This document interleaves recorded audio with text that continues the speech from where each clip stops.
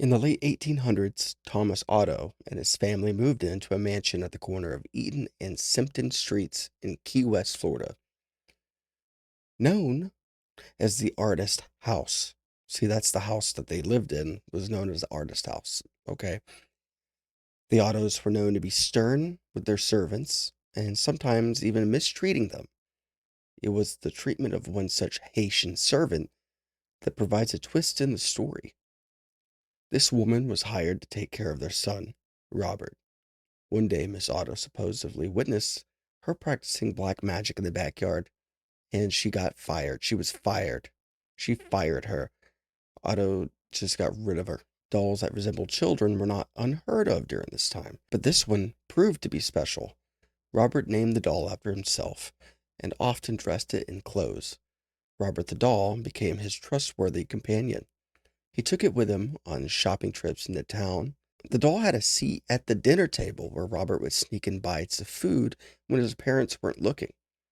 Robert would even be tucked into bed with the boy at night. Soon, this innocent relationship took on a strange nature. Soon after Robert chose to be referred to by his middle name, Jean, after being scolded by his mother, he told her that Robert was the doll's name, not his. Jean was often heard in his toy room having conversations with Robert. Jean would say something in a childish manner, and responses could be heard in a much lower voice. Could you imagine that? You hear your little kid in the bedroom, "Hey, hey, how are you?" And then a low voice, "I'm doing pretty well."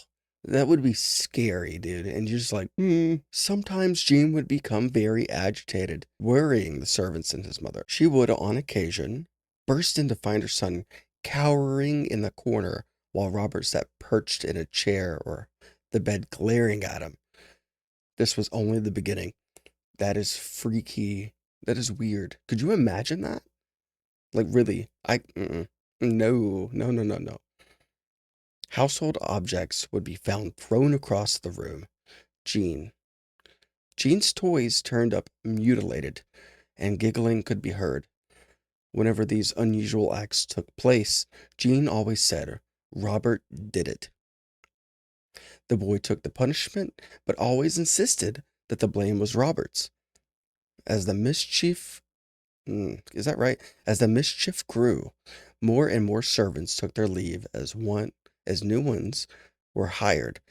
The Otto's relatives felt it was time to do something. With the recommendation of a great aunt, Jean's parents moved Robert from his care and placed him in a box in the attic. This is where he resided for many years. After the death of his father, Jean was willed his boyhood home. He decided to live in the Victorian mansion with his new wife, and Jean had become an artist. I felt the house was spacious and would provide a place for him to paint. Kind of like Bob Ross, but a little bit more demented. He went into the attic and dusted off his childhood toy. He became attached to the doll, despite his wife's displeasure. Jean would take the doll along with them everywhere they went. He even sat in his favorite little chair while Jean and his wife slept nearby. The turret room became Robert's domain after Mrs. Otto moved him back to the attic. Their marriage slowly became sour until Mrs. Otto supposedly went insane and died of unknown reasons. Jean followed soon behind. See, Robert supposedly attacked people, sometimes locking them in an attic. People who passed by claimed to hear evil laughter coming from the turret room. For some time, Robert remained in the empty house by himself until a new family purchased the mansion and restored it. The doll was once again moved to the attic. This pleased it as much as the last time. The doll was often found throughout the house. On one certain night, Robert was found at the foot of the owner's bed, giggling with a kitchen knife in hand. This was enough to send them fleeing from the home.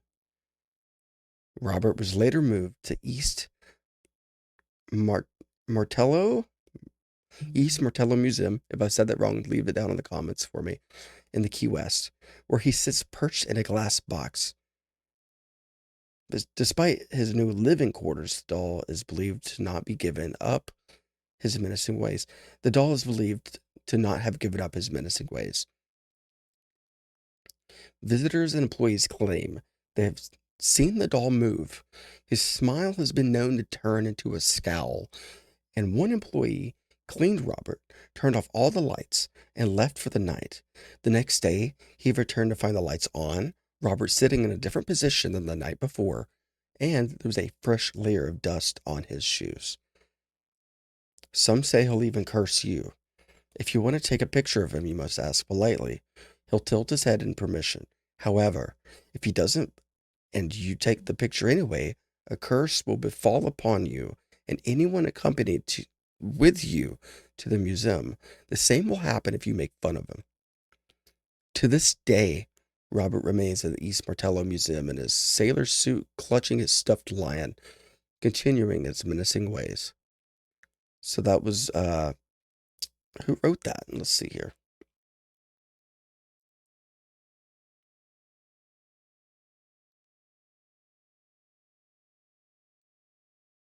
Oh, it doesn't tell me.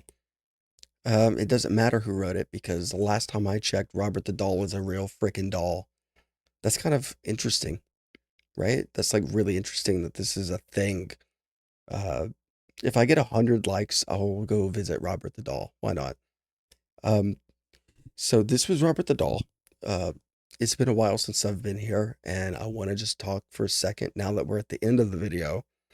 Yeah, a lot's been going on in my life. I'm trying to figure out what type of content I want to actually make. I'm a little bit more comfortable in front of the camera. Microphones and everything have been messing up, so I've been buying new equipment. A lot's going on, but more videos to come. It just will be probably one video a week. So if you like the video, share them so I know. And leave in a comment what you want me to do next because I have a lot of time to look at the comments, so I'll be talking to you guys. Anyways, I'm Cryptic, and I'll catch you in the next one. Peace.